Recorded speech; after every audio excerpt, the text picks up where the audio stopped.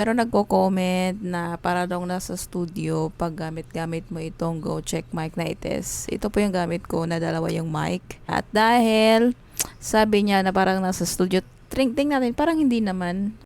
Iko kasi ma-difference kasi hindi naman ako nakakanta sa studio.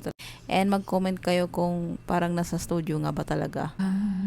Sumpa mo sa akin na ang pag-ibig mo ay sadyang di mamama.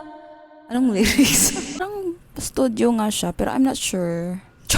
Ang arte, hindi ko alam eh. Pero hindi ko siya ginagamit pang video kay Day ha. Pang ano ko talaga to, pang vlog-vlog ko Day kay. Maganda kasi to Day pag gamitin mo pag nagpo-promote ka. Kaya yun talaga ang purpose kaya ko siya binili.